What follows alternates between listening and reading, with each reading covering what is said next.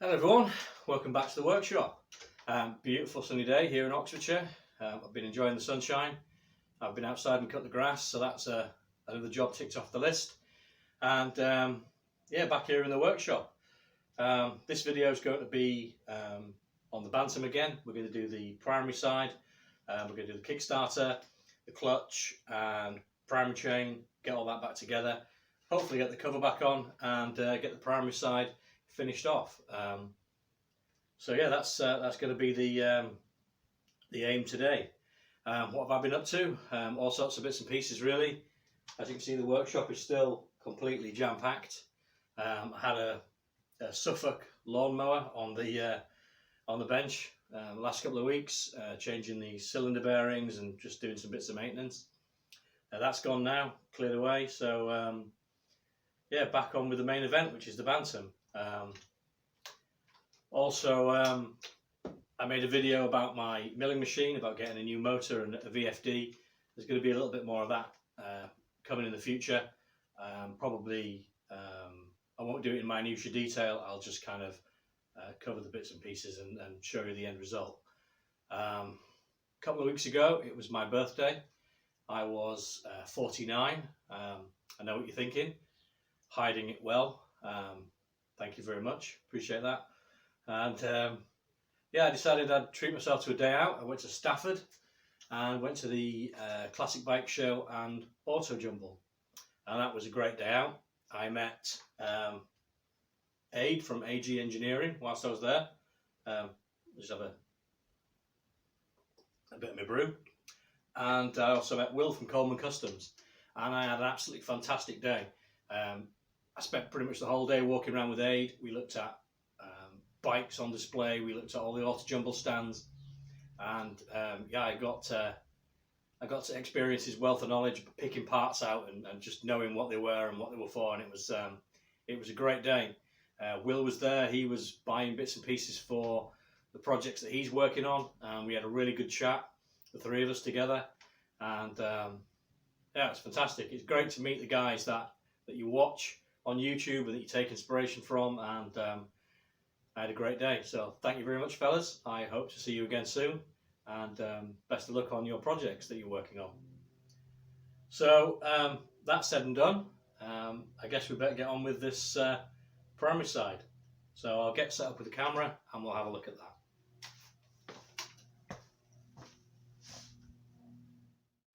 Okay, so we're set up at the primary case.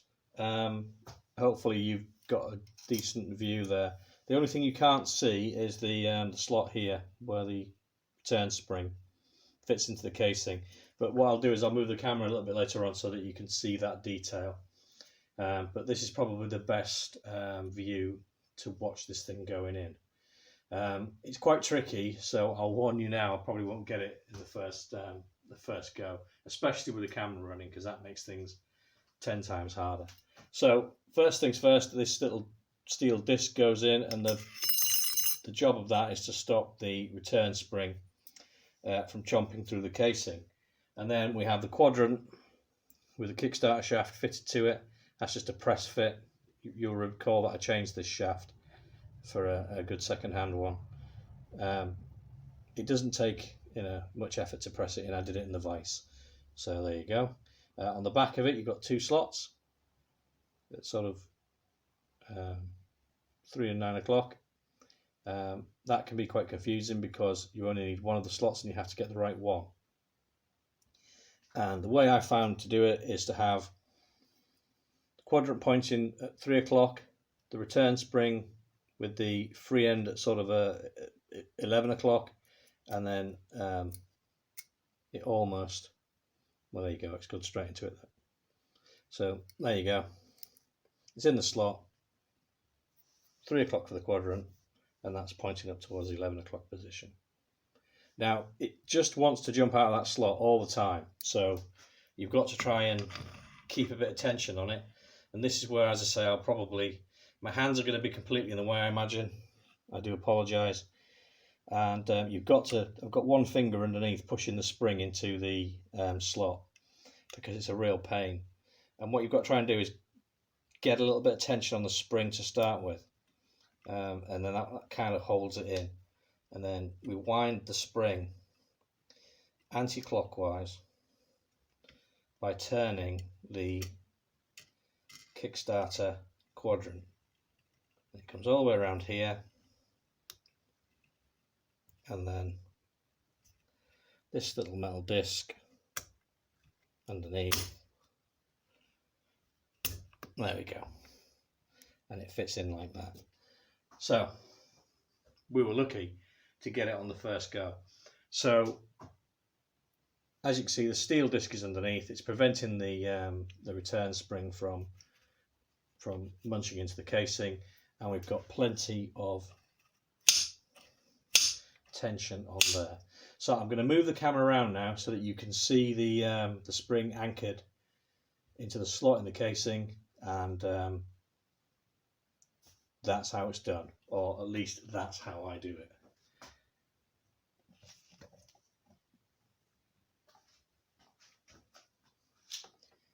There you go.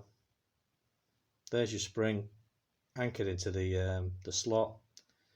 The spring's got some tension on it, and the quadrant is butted up against the stop there.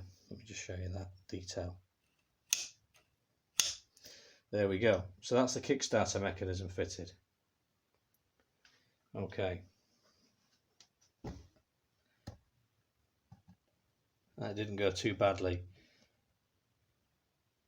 As I say, it can be quite fiddly, and it is under tension, so clearly it's got designs on your fingers. Anyway, moving on. So the next bit to go in is the clutch basket, and we start off with a spring cup. There we go. There's our spring cup. That drops down into the bearing there, and then a spring which goes in the spring cup, sits on there. Then we have the bush. This is the one that we made, one of our little wins that we made on the lathe. That goes on. I'm just going to put a little bit of oil on it. Where's my oil can? There we go. So let's put a little bit of oil on that before we there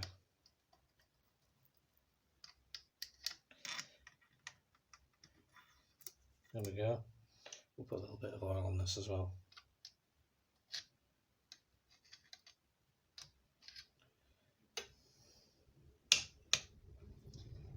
Okay. The next thing is the clutch basket itself, which has got the, let me just get that in shot. It's got the Kickstarter ratchet with a little circlip. That's not very well focused, is it? Little circlip there at the bottom. Position that over the top of our spring. Okay, can you see that? Let me just move the camera ever so slightly to get you a better view. There we go. And as you can see, when we turn the Kickstarter,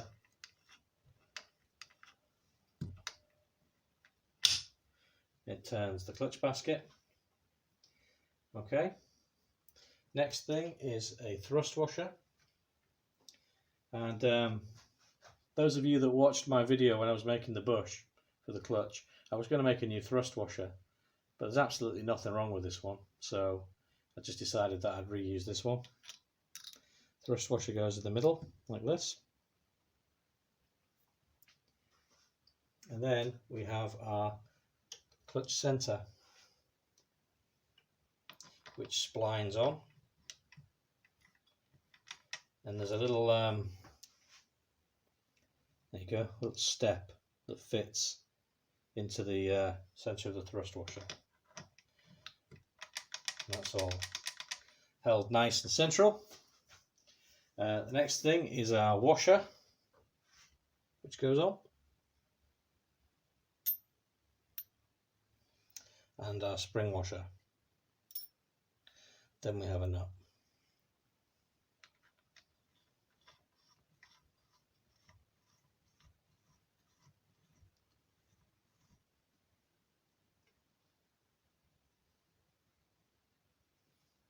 I'm just going to pause you until I get the tools together to tighten up that nut. Okay guys, I'm back with the tools to do up the clutch hub nut. It isn't the same day as it was when I went away to get them.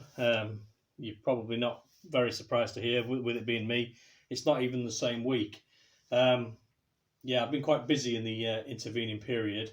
But one of the jobs I have got done, which I said I didn't need to do, but turns out I did, was to make a new thrust washer. I said that the thrust washer was okay, the original one, but I was wrong. When I nipped up this nut just by hand, there was so much end float on the clutch that I thought there's no way, just nipping it that last final quarter of a turn or whatever was going to take that out. So it could only be the thrust washer. So I've taken the whole thing apart again, measured up with feeler gauges what the gap was, and I've made a thrust washer which will give us, tiniest 1/10 of a millimetre end float, something like that, which will be absolutely fine. There are a couple of clips coming in this video of me making that thrust washer. I didn't video the whole thing, but I know you guys like to see a bit of the old Maximat lathe in action, so there are a couple of clips coming directly after this. So right, okay, let's get this hub nut tightened up, then we can get on with building the clutch. So the first thing we need is this thing, which is the combined hub nut and primary sprocket holding device or wrench, and so it does both jobs. Quite a useful little tool. So that goes on there like that, just holds the hub. We've got a breaker bar with a 7/16 Whitworth on the end of it, quite a slim socket because there's not a lot of clearance in there, so that's what you need, quite a slim socket. And then we're just going to give that a final nip up. There's no torque setting in the service sheet, but it tells you to it tells you to tighten it securely, so that's what we'll do. That is what we'll do. Let's put that against there. Okay, I think that's tightened securely, and then we should have nice free turning clutch hub and a independently turning clutch drum, which we do. And then, yeah, like I say, there's about, I don't know, maybe 5 microns, maybe just a little bit more. I don't think there's a 1/10, but a little bit of play on there. I'm not going to put a clock gauge or anything like that on it. Again, there's no figures in the service sheet to tell you what it should be. I'm just going by, sort of common sense, really. Now, when I was taking this engine apart, I did notice inside the primary cover, I don't know if the camera's going to pick this up, some scoring. And I think that has been caused by the clutch. It's exactly the same diameter as the clutch. And I think what's been happening is, because that thrust washer was so worn, the clutch has been allowed to float on the end of the main shaft and touch the casing, which is quite a lot of free play, isn't it? And I also recall that the clutch was difficult to free. When you pull the handlebar lever, you struggle to get the clutch to free. And I think what's been happening is the push rod has just been moving the whole clutch backwards and forwards on the main shaft rather than freeing the plates. So hopefully that's another little problem that we've fixed by sorting that out. So we've got that done. I'll put the clips on now of the lathe work, and then we'll get back on to building the clutch. Right, here we go then. I've got you perched on the end of the lathe. Best place I could find really for you to get a reasonable view of the job. We've got a centre in because this lathe, I have dipped the headstock bearings up a little bit, but yeah, it's not the most rigid of lathes. It's not. It's all right for parting, but it's not the best. I'm just going to take a little bit of a cut, and then I'm going to go in there with the caliper and just make sure 100% that we're cutting the right thickness. I do trust the travel dial, but if we can triple check it, why not? Why wouldn't we?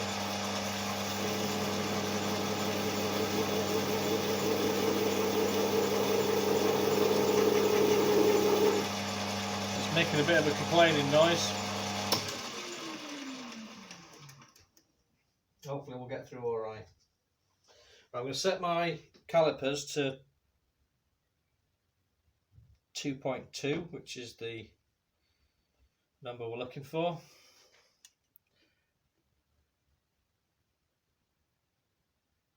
Yeah,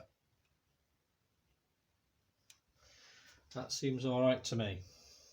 There we go. Oh, getting focus. 2.2. Oh, just a shade under actually. Let's just set that properly. There we go. Try it again. Yeah, that fits. So we're confident, aren't we, that we're getting 2.2. So let's get on and see about parting this thing off.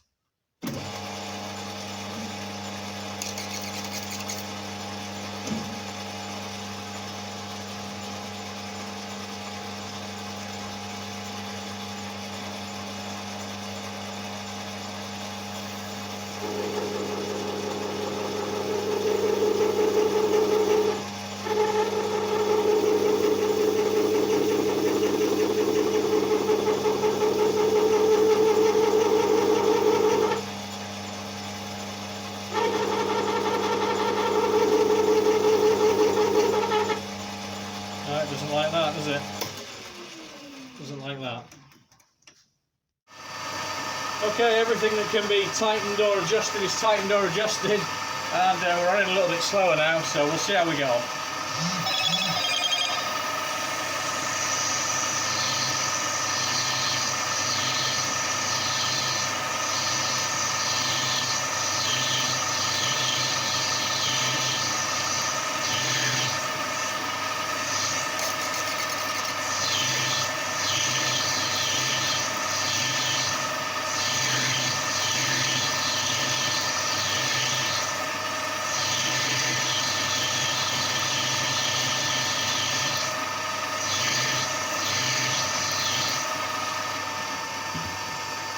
Going to de-rag that before it's completely parted off.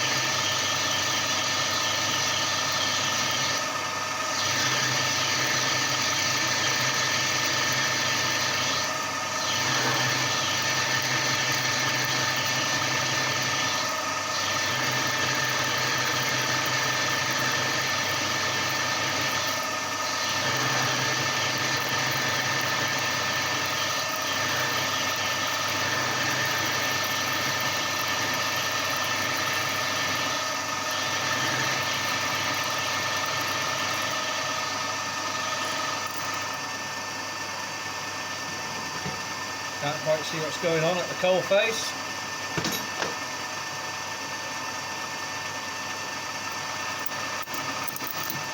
There we go.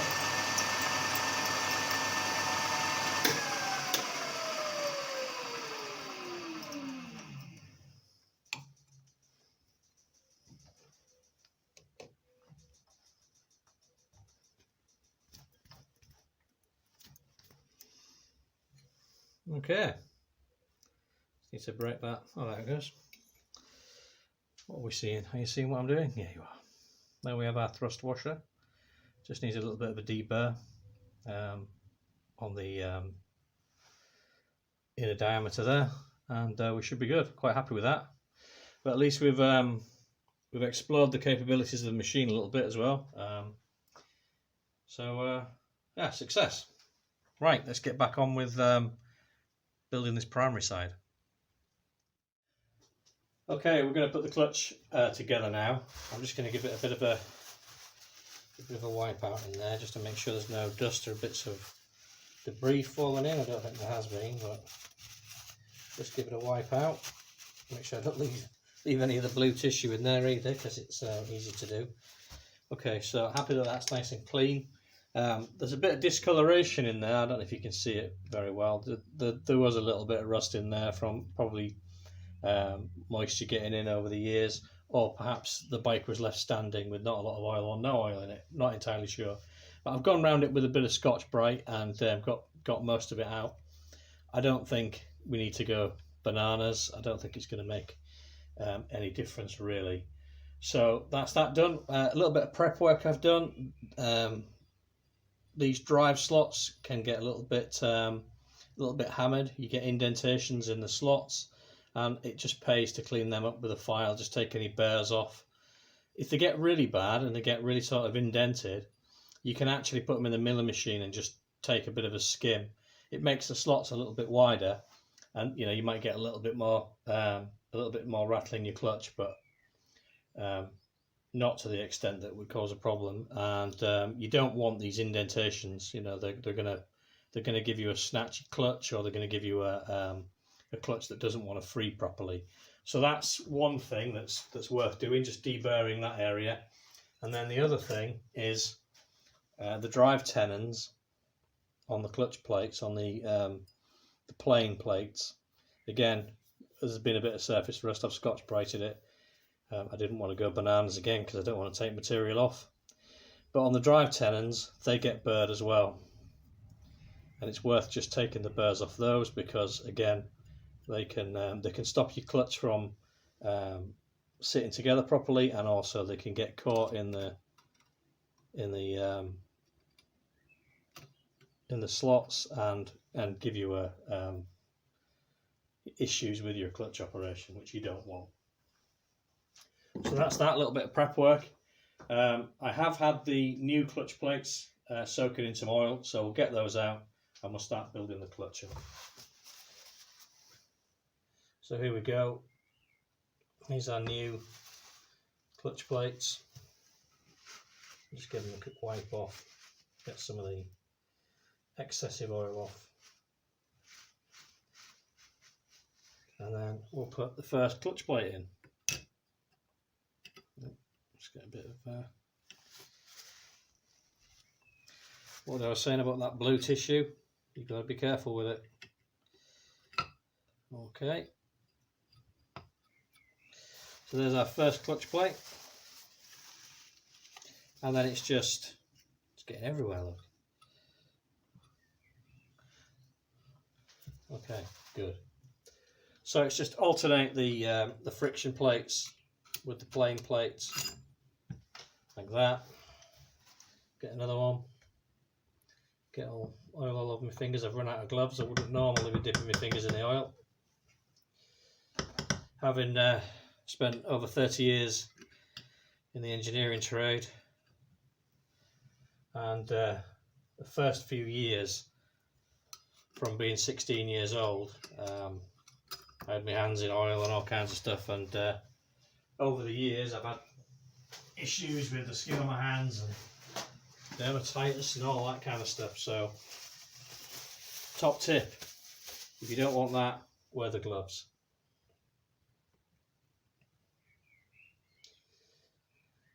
There we go, another friction plate. Okay, so we've got our 3 friction plates, 2 plain plates, and then we have the clutch cover, which is the final friction plate, final plain plate, and that drops in like that. Okay, so the next job is the springs, and they sit in the spring cups in this little fella, the spring plate. So I'm going to get in the way a bit, I'm afraid. Put the spring cups in like that.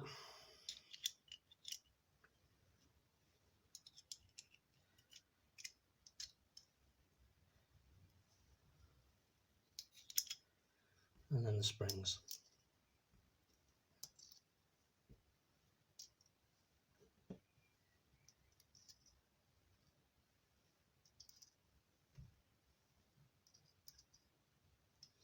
Okay, now I don't want to drop them everywhere, so I'm just going to whip that plate out again, put it on there like that,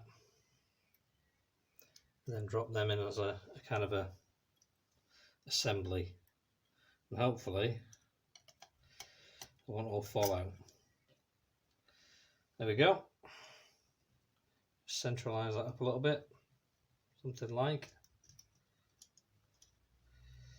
There we go. And then the next job is to compress the springs, which will obviously, if we compress the springs, that plate will drop down into the recess, and then we've got a great big circlip which fits into the top of the clutch drum and holds the whole thing together. So we've got to compress those springs down. Now there is a special BSA tool for doing that job, which sadly I don't have. I might make one.